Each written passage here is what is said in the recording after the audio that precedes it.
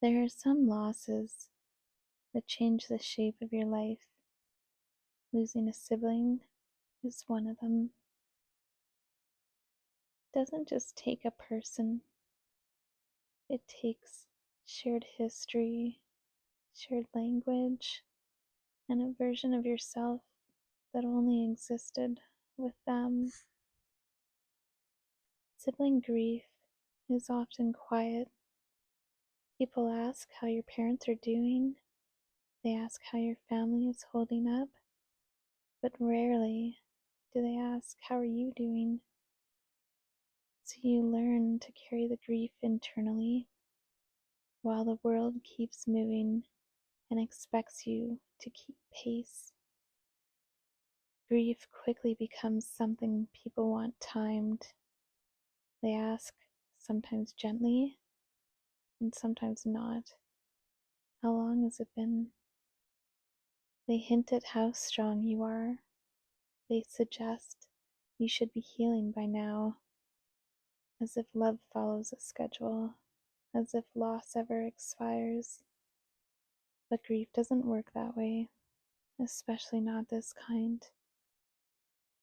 What hurts in ways you don't expect is how much you've poured into others your whole life, showed up, held space, carried people through their pain, and then when your world breaks open, they don't know how to hold you, or they don't even try.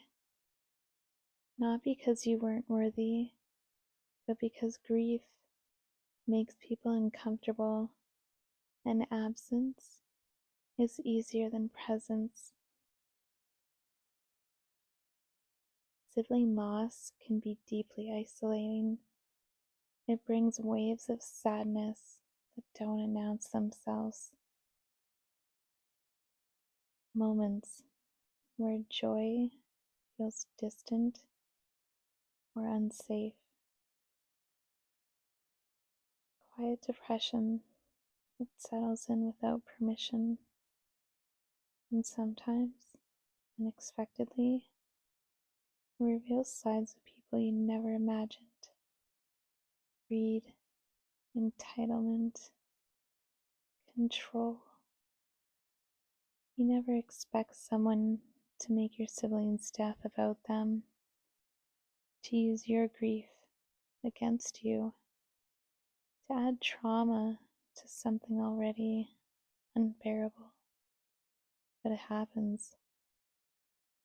There's the loss itself, and then there's what happens afterward. Things said, the things taken, the way your pain is being questioned, minimized, or weaponized. That kind of betrayal leaves its own mark. It teaches your nervous system that grief isn't safe to show. So you go quiet, you pull away, you learn to survive instead of feel. One of the hardest parts is learning to accept help when you don't know how to ask for it, when you don't even have the words, when needing anything feels like too much. And yet, there are people who show up anyway, again and again and again, even when you push them away, even when you disappear, even when grief makes you hard to reach. Eventually, sometimes much later, you realize how much that matters.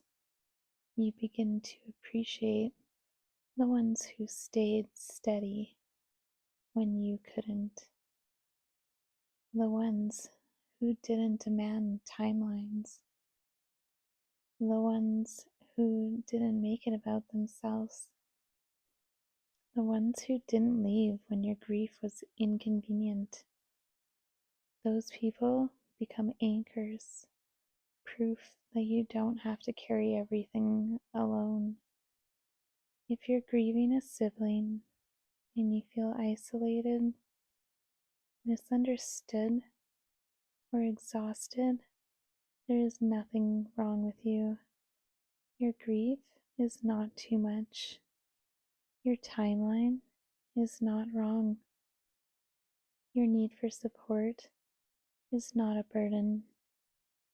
Some losses don't fade, they integrate, and learning how to live with them takes time. It takes compassion and more gentleness than the world often allows. You are not alone in this, even if it feels that way.